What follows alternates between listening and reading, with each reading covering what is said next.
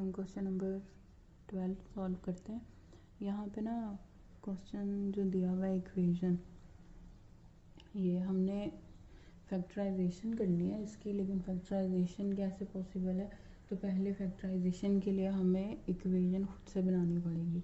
तो इक्वेशन बनाने के लिए हमने क्या करना है कि इन दोनों को ना मल्टीप्लाई करना है। एक को मल्टीप्लाई करना है 3 से और एक को मल्टीप्लाई करना है 5 से। तो 5 और 3 से मल्टीप्लाई करेंगे, क्योंकि अगर हम डायरेक्ट इनको ऐड करें या सब्ट्रैक्शन करेंगे ना, तो जो हमारे पास फिर वैल्यू आएगी ना, क्योंकि एक्स वाई तो कट जाएगा आपस में अगर हम सब्ट्रैक्शन करेंगे, लेकिन उसके बाद जो हमारे पास इक्वेशन आ जाएगी ना, वो उसकी फैक्टराइजेशन नहीं होगी। तो हम क्या करेंगे, सबसे पहले इसको मल्टीप्लाई करते हैं 3 से। इसको 3 से मल्टीप्लाई करना है, X square plus X Y is equal to 5। तो 3x स्क्वायर प्लस 3xy और इज इक्वल टू 15 आ जाएगा। और इसको मल्टीप्लाई हम किससे करेंगे? 5 से।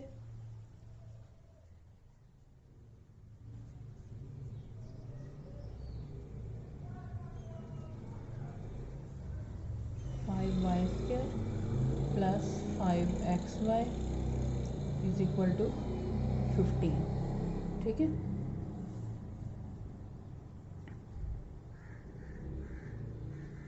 तो अब क्या करना है, अब हम इसको ऐड करेंगे। ऐड किस तरह करना है कि इस वैल्यू को इस वैल्यू के नीचे लिखते हैं। एक्स वाई वाली वैल्यू को हम क्या करेंगे, एक्स वाई वाली वैल्यू के नीचे लिखेंगे। ठीक है, अब इसमें वाई स्क्वायर तो नहीं है, तो इसको हम सेपरेट वाई स्क्वायर के साथ लिखेंगे, वाई स्क्वायर। ठीक है, और इसी तरह इसको थोड़ा सा इधर गैप में लिखते हैं 15, ताकि हम ये वाला 15 जो है इसको कांस्टेंट को कांस्टेंट के नीचे लिख सकें।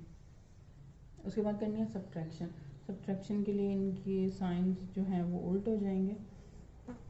तो ये 3x square plus minus minus 2xy, और यहाँ पे हमारे पास -5y square is equal to, ये आपस में कट जाएंगी, प्लस माइनस ये 0।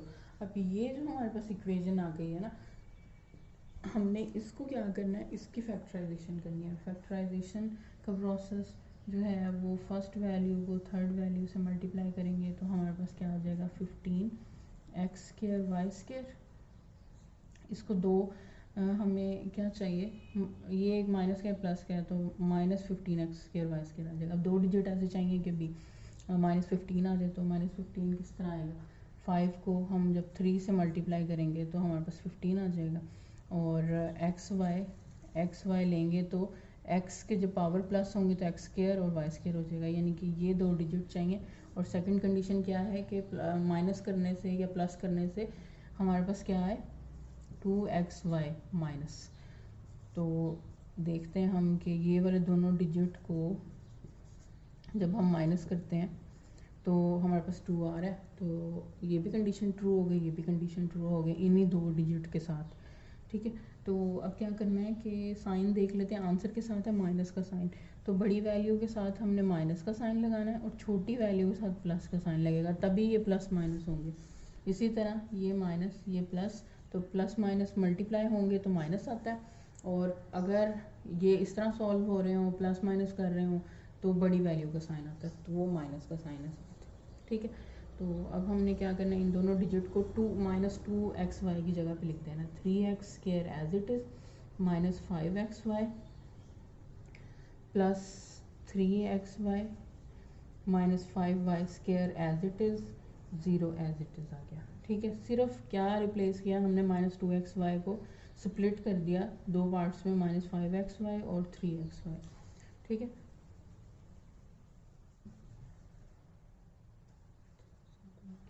अब इनके पेयर्स बना लेते हैं। इसमें से कॉमन क्या है, इसमें से कॉमन सिर्फ x ले सकते हैं, 3x और -5y आ जाएगा, -5y। और इसी तरह इनमें क्या कॉमन आ सकता है, इसमें हमारे पास सिर्फ y कॉमन है, प्लस वाई ले लेंगे, क्योंकि यहाँ दरमियान में जो साइन होगा ना वही लिखना है यहाँ पे। अच्छा, उसके बाद 3x रह गया और -5y सिंपल आ गया हमारे पास, ठीक है।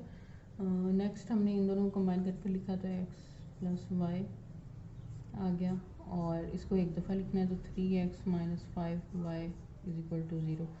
उसके बाद ये दोनों ज़ीरो के इक्विवेलेंट हैं, तो हम इनको अलग अलग ज़ीरो के साथ लिख देते हैं। 3x - 5y = 0, ठीक है। अब ये राइट साइड पे लिखेंगे y को तो -y हो जाएगा, और 3x + 5y हो जाएगा, राइट साइड पे लिखेंगे तो x = 5/, ये हमारे पास अब x की दो वैल्यूज़ आ गई, ठीक है।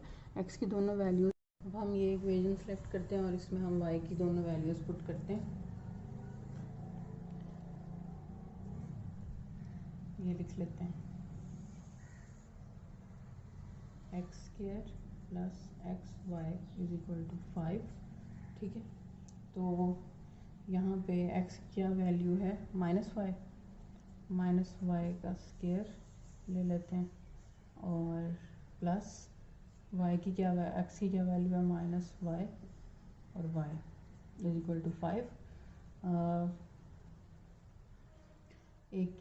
एक तो हमने -y पुट किया ना, अब दूसरे x की वैल्यू क्या है, 5/3, तो हमने इसको दो दफ़ा लिखना है, x² + xy = 5, ठीक है। तो इधर कौन सी वैल्यू पुट करेंगे, y की दूसरी, x की दूसरी वैल्यू, तो वो है हमारे पास 5/3 + 5/3 y = 5। अच्छा, अब यहाँ पे ये क्या हो जाएगा, y² प्लस माइनस माइनस, और y से मल्टीप्लाई होगा तो y और पावर जो है प्लस हो जाएंगी, और ये प्लस का हो गया, ये माइनस का हो गया, ये तो आपस में कट जाएंगे हैं, तो अब ये 0 = 5 आ गया। यानी कि ये तो पॉसिबल नहीं है, अभी ये तो किसी वेरिएबल का आंसर ही नहीं आया, तो ये क्या लिखेंगे हम, इम्पॉसिबल हो गई ये तो चीज़। अच्छा, उसके बाद सेकंड जो है हमारे पास वो क्या है, स्क्वायर ख़त्म करते हैं तो 25y² / 9 प्लस इसको मल्टीप्लाई करते हैं तो 5y² / 3, y को ऊपर वाली वैल्यू से मल्टीप्लाई किया। अब इनका लेते हैं एलसीएम। एलसीएम जब लेंगे तो हमारे पास क्या आ जाएगा, एलसीएम ले सकते हैं, एलसीएम ले लेते हैं 9, या फिर 9 को सारी वैल्यू से मल्टीप्लाई कर सकते हैं, तो हम एलसीएम ले लेते हैं। 3 और 9 का जो है एलसीएम ले लिया, ऊपर वाली वैल्यू को क्रॉस मल्टीप्लाई करेंगे, ये तो आ जाएगी। अच्छा, क्रॉस मल्टीप्लाई नहीं करना, हमने क्या करना है कि देखना है कि 9 के टेबल में ये वाला 9 जो है वो 1 पे आ रहा है ना, तो हमने 1 से मल्टीप्लाई करना है 25y² को, तो ये एज इट इज़ ही आ जाएगा। और अब 3 के टेबल में 9 किधर आता है, किस नंबर पे आता है, 3 पे आता है, तो हम 5 को 3 से मल्टीप्लाई करेंगे तो 15y² आ जाएगा = 5। अब ये 9 इधर मल्टीप्लाई करेंगे और ऊपर वाली वैल्यूज़ को प्लस कर लेते हैं, तो ये हमारे पास 40 आ जाएगा, 40y² = 5 × 9, तो 9 5 45 40 प्लस y², तो ये हमारे पास क्या आ जाएगा, 45/40। अब इसको काट लेते हैं तो ये कट जाएगा 5 पे, तो हमारे पास क्या आ जाएगा, y² = 9/8, ठीक हो गया। अब हमने इनका लेना स्क्वायर रूट, अब हमने क्या किया, इनका स्क्वायर रूट ले लिया स्क्वायर रूट ख़त्म करने के लिए, ठीक है। और फिर y का स्क्वायर रूट से ख़त्म हो गया, और 9 का स्क्वायर रूट ख़त्म करेंगे तो 3 आ जाएगा, और 8 का स्क्वायर रूट किस तरह ख़त्म करना है, हमने उनकी तजदीद कर ली, 2 को 2 से मल्टीप्लाई करेंगे 4 को 2 से मल्टीप्लाई करेंगे 8 आ जाएगा, और फिर ये हमारे पास 3 आ गए तो 2 का स्क्वायर ले लेते हैं, इन दोनों को कंबाइन करके लिख लेंगे तो 2 स्क्वायर आ जाएगा और सिंपल 2 आ गया यहाँ पे ये वाला। ठीक है, अब ये वाला 2 का स्क्वायर रूट से ख़त्म हो गया तो इसको बाहर लिख देंगे, और ये वाला 2 का स्क्वायर रूट ख़त्म नहीं हो रहा तो हमने इसको यहाँ पे स्क्वायर रूट के साथ लिख दिया। अब स्क्वायर रूट ख़त्म हुआ यानी कि प्लस माइनस का साइन आएगा, तो एक बार इसको प्लस में लिखना है और एक बार इसको माइनस में लिखना है। अब हमारे पास ये 2 y की वैल्यूज़ आ जाएंगी। अब ये इस तरह हमारे पास एक प्लस में आ गई वैल्यू और एक माइनस में आ गई। ठीक है, अब इसको हम पुट करेंगे इक्वेशंस में, और ये हमारे पास जो x की वैल्यूज़ हैं, ठीक है, ये वाली जो हमारे पास आई x इज इक्वल टू -5 और x is equal to 5y/3, इसमें हमने ये दोनों वैल्यूज़ को पुट करना है। ठीक है, ताकि हमारे पास फिर x की वैल्यूज़ भी आ जाएंगे।